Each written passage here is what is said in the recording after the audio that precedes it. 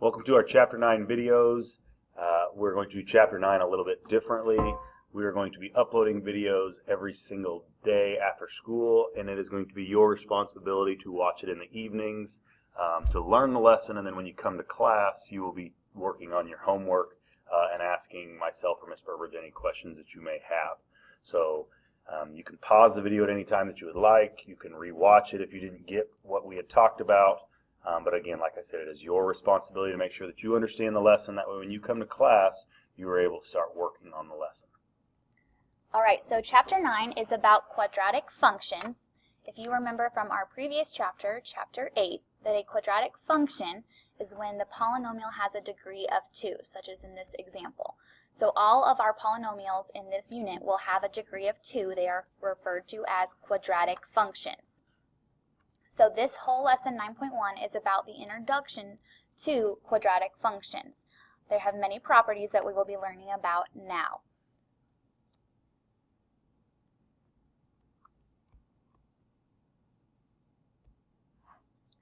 So a quadratic function in standard form is written as y equals ax squared plus bx plus c. You may remember that from our last chapter where a, b, and c represent numbers. So looking at these examples, this right here is a quadratic monomial where a is 3, and since b and c are not listed, b and c are both 0.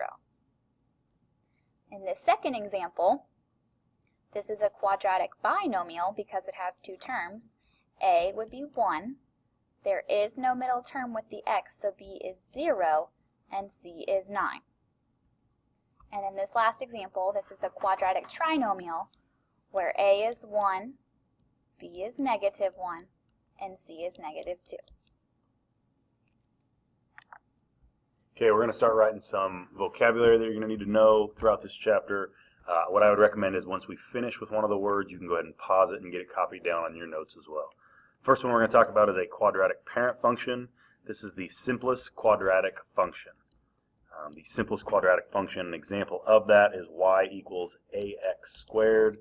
The reason it is called a parent function is because a is 1, there is no b, and there is no c, meaning that's the simplest form that you can have with that. Again, you can kind of use it in terms of parents. That's where you kind of came from. That's where the quadratic function comes from, parent function. The graph of a quadratic function is called a parabola.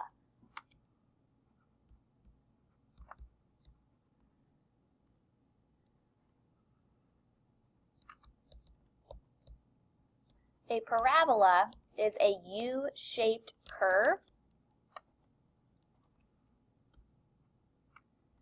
For a couple of examples, if you draw a graph, a parabola can either open up, and it does have arrows on it because it would keep going, or a parabola could open down.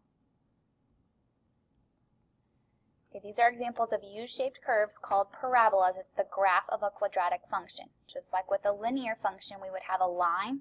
With a quadratic function, it's called a parabola. So like she said, there is no straight lines in a parabola. It is the U-shape.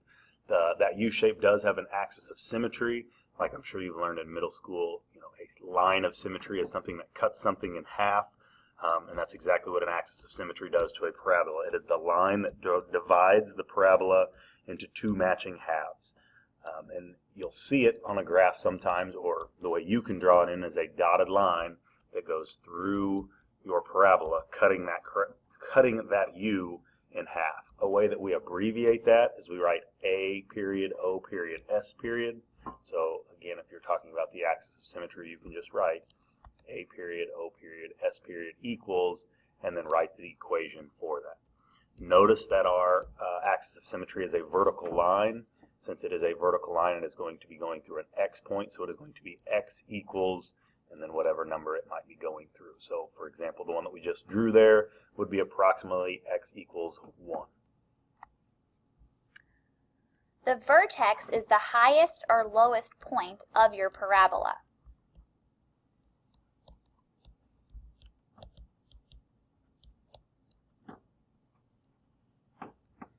You may have noticed with your axis of symmetry that it does actually pass through your vertex. So if you draw a parabola that opens up, there is a low point on this parabola. The lowest point right here would be referred to as the vertex. Similarly, if you had a parabola that opened down, the highest point here would be referred to as the vertex. We do have more specific names for those vertices. They are and like you can kind of see as we're drawing our parabolas, not all parabolas are going to go. Your vertex won't always be on your on your y-axis, x-axis. Your parabolas can move all over the graphs, and as we get through into Chapter 9, we'll learn how those graphs change. But talking about the more specifics of the vertex, if your point is the highest point, we call that a maximum. It's the vertex with the highest point. So the second parabola over there where the vertex is written in red, that would be a maximum vertex. And then on the flip side of that, a minimum vertex is a vertex with the lowest point. And again, that just means that your parabola, if you have a maximum of a vertex, that means your parabola will never go any higher than what that vertex is. If your vertex is a minimum, your parabola will never go any lower or go below that vertex. All right, on this page, we're going to put into practice the vocabulary words that we just learned. So the question asks us, what are the coordinates, the point that the vertex is on the graph, and is it a minimum or a maximum? We are also going to identify the axis of symmetry in these parabolas as well. Remember, we are abbreviating that AOS. So the question says, what are the coordinates of the vertex? Recall that the vertex is the highest or the lowest point on your graph. So in this parabola that opens down, there is a highest point here. This is the vertex. So the coordinates of that vertex, x is 0, y is 3. So we would say the vertex is 0, 3. Because it is the highest point, your graph is not getting any higher than that, that would be a maximum. You can abbreviate that as just a max. The axis of symmetry goes through your vertex. And remember that it is a dotted vertical line. It cuts your parabola in two matching halves. So the equation of that line will be x equals whatever number the x value was here. In our case, that is 0. So it's always going to match your x value of your vertex. Notice when you go through on the vertex, we have to label it as an ordered pair. It's important that you do that. You have your parentheses, you have your comma. Make sure that your vertex is always listed as an ordered pair. All right, on this parabola that is now opening up, our vertex is now the lowest point down here. Okay, you can list the coordinates of your vertex. X would be 1, y is negative 1. Because that is the lowest point, this is a minimum. You can abbreviate that as min. And the axis of symmetry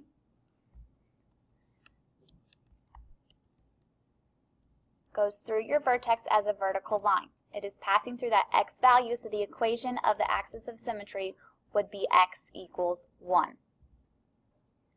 What I recommend now doing is pausing the video, you do the got it problem, then go ahead and hit play and you can check to see if your answers are correct. All right, so on this last problem, you should have identified the vertex to be -2, -3. It is a minimum because it is the lowest point of your graph, and the axis of symmetry would be the equation x equals -2. Notice how she didn't draw the dotted line on there. You don't have to draw the dotted line on there. That's just something you can do to kind of help you as you get started to figure out what that axis of symmetry is. But you don't have to draw it on there. We just know that your x matches your x coordinate. All right, so you can answer your summary on your own if you would like. So in class tomorrow, if you have watched this video and feel confident, you will be doing your homework assignment on it. And again, here's the summary where it's pretty important now where you aren't in class to ask questions. So here's a good opportunity for you to write any questions that you may have had for the lesson. That way when you come to class tomorrow, you're already prepared for it. You don't have to try to think back and figure out, okay, what did or what didn't I understand? This will help guide your questions in class tomorrow.